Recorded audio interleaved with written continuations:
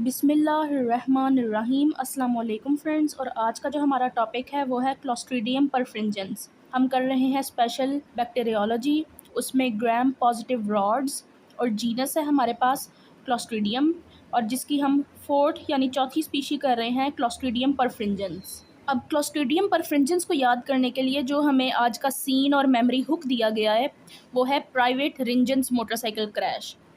पर फ्रिंजेंस यानी प्राइवेट रिंजेंस। अब यहाँ पे जो प्राइवेट है, प्राइवेट का मतलब वो पब्लिक प्राइवेट वाला प्राइवेट नहीं, बल्कि आर्मी में जो लोवेस्ट रैंक का सोल्जर होता है उसको भी प्राइवेट कहते हैं। तो ये प्राइवेट है एक, जिसका नाम रिंजेंस है, ठीक है, और इसका मोटरसाइकिल क्रैश हो गया। तो ये हमारा आज का बैकड्रॉप है। अब हम क्लोस्ट्रीडियम परफ्रिंजेंस के जनरल फीचर्स को डिस्कस करते हैं।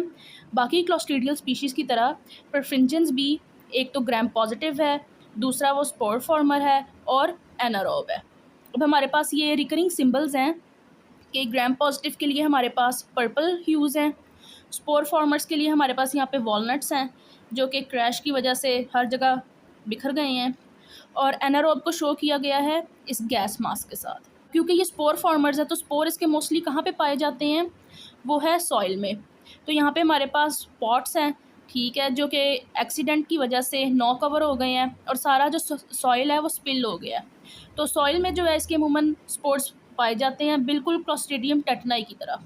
यही वाले गमले आपको उधर क्लोस्ट्रीडियम टेटनाई जो है उसमें भी, उसके बैकड्रॉप में भी नज़र आएंगे। अब हम अगर परफ्रिंजेंस के मोड ऑफ ट्रांसमिशन को डिस्कस करें तो वो है ट्रॉमेटिक इम्प्लांटेशन। ऐसा ट्रॉमा जिसकी वजह से लार्ज एरियाज ऑफ फ्लैश जो है वो एक्सपोज हो जाए और डर्ट वगैरह को एक्सपोज हो जाए और डर्ट जो है वूंड में घुस जाए, जिसकी वजह से स्पोर्स को बॉडी तक एक्सेस मिल जाए, इस तरह जो है हमारे पास ये ट्रांसमिट होता है। अब इस तरह का ट्रॉमा कैसे हो सकता है, वो ये हो सकता है या तो मिलिट्री कॉम्बैट की वजह से या फिर मोटरसाइकिल एक्सीडेंट्स की वजह से। एक्सीडेंट्स में भी आपको पता है लार्ज एरियाज ऑफ फ्लैश जो है वो एक्सपोज हो जाता है और सड़कों पर मिट्टी वगैरह तो होती है। मिलिट्री कॉम्बैट में भी, क्योंकि वो अमूमन जो बैटल फील्ड्स हैं वहाँ पे भी काफ़ी मिट्टी होती है, वहाँ पे भी स्पोर्ट्स होने के चांसेस बहुत ज़्यादा होते हैं। अब एक पॉइंट जो कि हम पहले भी डिस्कस कर चुके हैं कि क्लोस्ट्रीडियल स्पीशीज़ जो हैं सारी की सारी वो एनारोबिक हैं। इसका मतलब ये हुआ कि सिर्फ शैलो वूंड्स में नहीं, बल्कि अगर वो डीप वूंड्स में अगर इनके स्पोर्स जो है ट्रांसमिट हों तभी इनके पास जर्मिनेट करने का चांस है। तो अगर जो है वूंड्स को वक्त पे उसकी डिब्राइडमेंट हो जाए या हाई प्रेशर ऑक्सीजन थेरेपी दी जाए तो इनका जर्मिनेट करने का चांस जो है वो बहुत कम हो जाता है। तो मोड ऑफ ट्रांसमिशन के लिए हमारे पास यहाँ पे कौन से सिंबल्स हैं, एक ये प्राइवेट यानी मिलिट्री कॉम्बैट, और दूसरा ये मोटरसाइकिल यानी मोटरसाइकिल एक्सीडेंट्स। अब हम आते हैं परफ्रिंजेंस की डिजीज़ की तरफ। तो क्लोस्ट्रीडियम परफ्रिंजेंस दो डिजीज़ कॉज करता है, एक गैस गैंग्रीन और दूसरा फूड पॉइजनिंग। सबसे पहले गैस गैंग्रीन, जिसके लिए हमारे पास मेमोरी हुक ये स्मोक है जो कि इस मोटरसाइकिल से निकल रही है। ये गैस है तो इससे गैस गैंग्रीन। अब गैस गैंग्रीन का दूसरा नाम है क्लोस्ट्रीडियल मायोनेक्रोसिस। जब बैक्टीरिया वूंड को इन्फेक्ट करता है और जर्मिनेट करता है तो इर्द गिर्द के जो मसल्स हैं, इर्द गिर्द का कनेक्टिव टिश्यू, इर्द गिर्द का जो सबक्यूटेनियस टिश्यू है उसको डिस्ट्रॉय करना शुरू कर देता है। क्लोस्ट्रीडियम परफ्रिंजेंस जो है वो एंजाइम्स रिलीज़ करता है, और एंजाइम्स रिलीज़ करने की वजह से जो इर्द गिर्द का टिश्यू है उसकी ब्रेक डाउन होती है, और जो सेलुलर डेब्री है, डिफरेंट सेलुलर डेब्रा जो रिलीज़ होता है उसमें से कार्बोहाइड्रेट्स को ये डाइजेस्ट करता है, और कार्बोहाइड्रेट्स की डाइजेशन से गैस प्रोड्यूस होती है, जिसकी वजह से क्या होता है कि स्किन के नीचे जो सारा टिश्यू जो डिस्ट्रॉय हो रहा है, एक तो वो बड़ा टेंस हो जाता है और उसमें गैस भर जाती है, बिल्कुल ऐसे जैसे बलून होता है, और उसमें क्रैकलिंग साउंड्स यानी क्रेपिटस जिसको कहते हैं वो फील होता है। ये इमेजिन करने के लिए कि क्रेपिटस यानी जो क्रैकलिंग साउंड्स हैं वो किस तरह की होती हैं, आप यूँ इमेजिन कर लें कि आपके पास एक बलून है और उसमें आपने हवा भरी हुई है, इस तरह भरी हुई है कि वो बलून जो है वो उसकी सरफेस ज़रा टॉट है, ज़रा खिंची हुई है, टाइट है। अब आप उस पर अपनी फिंगर रखते हैं थोड़ी ज़ोर से, इतनी ज़ोर से नहीं कि बलून फट जाए, अपनी फिंगर उस पर ज़ोर से रख के और उस फिंगर को उसकी बलून की सरफेस पे ड्रैग करें, तो उससे जो कड़क कड़क कड़क वो क्रैकल सी जो साउंड सुनाई देगी उसको क्रैकलिंग साउंड या क्रेपिटस कहते हैं। और स्किन भी ऐसे ही हुई होती है जब स्किन में नीचे गैस भर जाती है टिश्यूज़ की नेक्रोसिस की वजह से, वो भी जो स्किन है ऊपर से वो बड़ी टाइट हो जाती है और उसमें भी इस तरह की क्रैकलिंग साउंड्स जो है आती हैं, और अडीमा भी साथ हो जाता है। अब इसका जो है मैकेनिज़्म क्या है, मैकेनिज़्म ऑफ एक्शन, किस तरह ये नेक्रोसिस कॉज करता है, तो ये जो एंजाइम प्रोड्यूस करता है या टॉक्सिन प्रोड्यूस करता है वो अल्फ़ा टॉक्सिन है, ठीक है। अब यहाँ पे जो ये अल्फ़ा का सिंबल है ये पिछली वीडियोस में भी आया होगा, जैसे स्ट्रेप न्यूमो की वीडियो में, तो वहाँ पे जो अल्फ़ा था वो अल्फ़ा शो कर रहा था अल्फ़ा हिमोलिसिस को। यहाँ पर अल्फ़ा जो है वो अल्फ़ा टॉक्सिन को रिप्रेजेंट कर रहा है। इसको कंफ्यूज नहीं कर देना इन सिंबल्स को। अब अल्फ़ा टॉक्सिन जो है ना, ये बेसिकली है लेसिथिनेज। अब लेसिथिन आपको पता है ये एक फॉस्फोलिपिड है और ये मेन कंपोनेंट है डिफरेंट सेलुलर मेम्ब्रेन्स में। तो अल्फ़ा टॉक्सिन यानी लेसिथिनेज उस लेसिथिन को क्लीव करता है, जिसकी वजह से हमारे पास जो सेल मेम्ब्रेन्स हैं वो डैमेज हो जाती हैं। अगर आप गौर करें तो यहाँ पर जो ये क्लोथ्स लाइन लगी हुई है, जिसपे वो तार जिसपे कपड़े लटकाते हैं, और उस पर जो ये क्लोथ पिन है, ये बिल्कुल ऐसे अरेंज होती हैं जैसे लिपिड बाय लेयर में डिफरेंट फॉस्फोलिपिड्स अरेंज होते हैं। तो यहाँ पे जो हमारे पास अल्फ़ा टॉक्सिन का फ्लैग है, उसकी वजह से यहाँ पे डिफरेंट जो सेल मेम्ब्रेन है वो डैमेज हो रही है और क्लोथ स्पिन यानी जो फॉस्फोलिपिड्स हैं वो गिरती जा रही हैं। तो ये इसका मेन जो है मैकेनिज्म ऑफ एक्शन होता है, जिसकी वजह से सेलुलर नेक्रोसिस हो जाती है।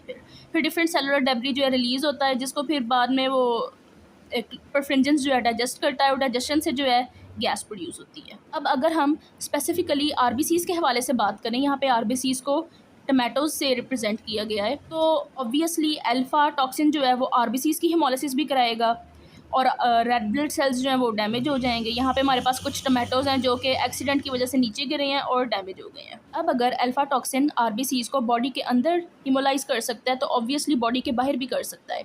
इसलिए हम क्या करते हैं, हम क्लोस्ट्रीडियम परफ्रिंजेंस को ब्लड ऑगर पर प्लेट करते हैं और उससे हमें जोन ऑफ हिमोलिसिस मिलता है। अब हिमोलिसिस की डिफरेंट टाइप्स हैं, अल्फ़ा, बीटा, गैमा। तो परफ्रिंजेंस कौन सी प्रोड्यूस करता है? परफ्रिंजेंस जो है ना double zone of haemolysis produce करता है, ब्लड ऑगर पे हमें नज़र आता है।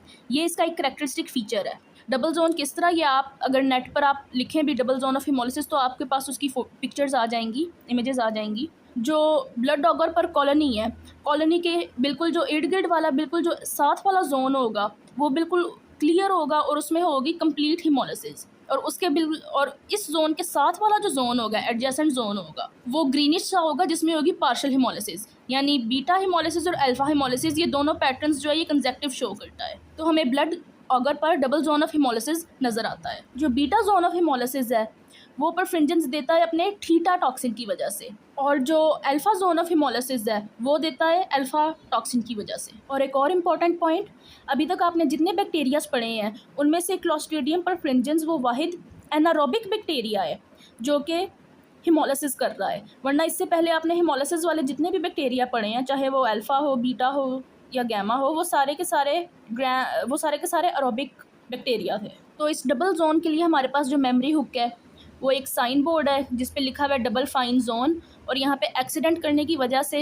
हमारा जो प्राइवेट है उसको डबल जुर्माना ठुक गया है। अब हम अगर गैस गैंग्रीन की ट्रीटमेंट की बात करें तो उसके लिए दी जाती है IV पेंसिलिन G और वूंड डिब्राइडमेंट की जाती है, और कोशिश की जाती है कि जो हमारे पास वूंड है उसको खुली हवा में रखा जाए ताकि ऑक्सीजन की वजह से इसके जर्मिनेशन के चांसेस जो हैं वो कम हों।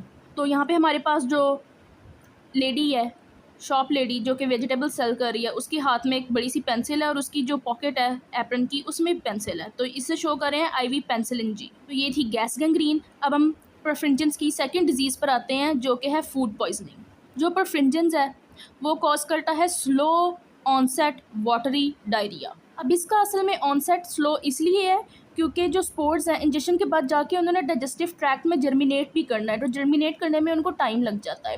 अब हमने पहले जिस तरह कुछ बैक्टीरिया पढ़े थे, जिस तरह बैसिलस सीरियस और क्लोस्ट्रीडियम टेटनाई, तो वो क्या करते थे, वो प्री फॉर्म्ड टॉक्सिन्स वो बनाते थे। बैसिलस सीरियस रीहीटेड राइस में अपना टॉक्सिन प्रोड्यूस कर देता था, वो डायरेक्ट हम एडजस्ट करते थे और जाके फ़ौरन वो डायरिया कॉज कर देता था। इसी तरह जो क्लोस्ट्रीडियम टेटनाई था वो भी कैंड फूड्स में अपना प्री फॉर्म्ड टॉक्सिन जो है बना लेता था, और वही प्री फॉर्म्ड टॉक्सिन जो है वो इंजेस्ट करते थे, और अमूमन उसकी प्रेजेंटेशन ऐसी होती थी कि पूरी फैमिली को एक साथ ही फूड पॉइजनिंग है वो हो गई है। ये अमूमन अडल्ट्स में था, जबकि इन्फेंट्स में उसके स्पोर्स ही अमूमन इंजेस्ट होते थे। लेकिन जो क्लोस्ट्रीडियम परफ्रिंजेंस है वो प्री फॉर्म्ड टॉक्सिन नहीं बनाता, वो जाके पहले डाइजेस्टिव ट्रैक्ट में जर्मिनेट करेगा, उसके बाद टॉक्सिन बनाएगा, उसके बाद डायरिया कॉज करेगा, जिसकी वजह से इसका ऑनसेट स्लो है। तो स्लो को यहाँ पे रिप्रेजेंट किया गया है इस साइन बोर्ड से, जिस पे क्लियरली लिखा था कि स्लो चलें, लेकिन हमारे प्राइवेट ने ऑब्वियसली इसकी खिलाफ वर्जी की जिसकी वजह से उसका एक्सीडेंट हो गया। तो स्लो ऑनसेट वाटरी डायरिया। और यहाँ पे इर्द गिर्द जो है एक्सीडेंट की वजह से मोटरसाइकिल से गैसोलीन लीक हुई है, तो ये जो गैसोलीन है वो बिल्कुल ऐसी लग रही है जैसे वाटरी डायरिया हो। तो perfringens slow onset watery diarrhoea cause करेगा। अब इसकी जो ट्रीटमेंट है, फूड पॉइजनिंग की बात करें तो ये अमूमन सेल्फ लिमिटिंग है, ये खुद ब खुद ही ठीक हो जाती है, इसलिए इसका कोई ख़ास ट्रीटमेंट नहीं दिया जाता। तो ये था आज हमारे पास क्लोस्ट्रीडियम परफ्रिंजेंस। अब हम इसको एक दफ़ा रीकैप कर लेते हैं। ये क्लोस्ट्रीडियम परफ्रिंजेंस जो है वो एक तो ग्राम पॉजिटिव है, स्पोर फॉर्मर है, एनारोब है और इसके स्पोर्स सॉइल में हमें मिलते हैं। इसकी जो क्लिनिकल प्रेजेंटेशन है वो है traumatic implantation due to military combat या मोटरसाइकिल एक्सीडेंट्स। और ये जो डिजीज़ कॉज करता है उसमें है हमारे पास गैस गैंग्रीन और वाटरी डायरिया।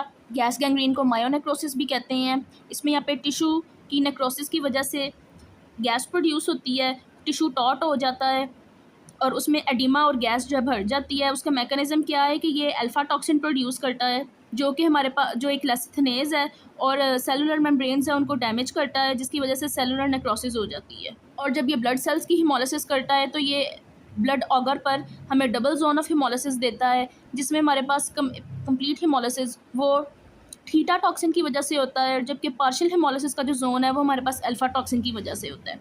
और इसकी ट्रीटमेंट के लिए हम अमूमन IV पेनिसिलिन जी, वूड डिब्राइमेंट और ऑक्सीजन थेरेपी है वो देते हैं। और जो दूसरी डिजीज़ है वो है स्लो ऑनसेट वाटरी डायरिया या फिर फूड पॉइजनिंग, और ये अमूमन सेल्फ लिमिटिंग है। तो ये था हमारे पास क्लोस्ट्रीडियम परफ्रिंजेंस। होपफुली आपको समझ आ गई होगी। Thank you.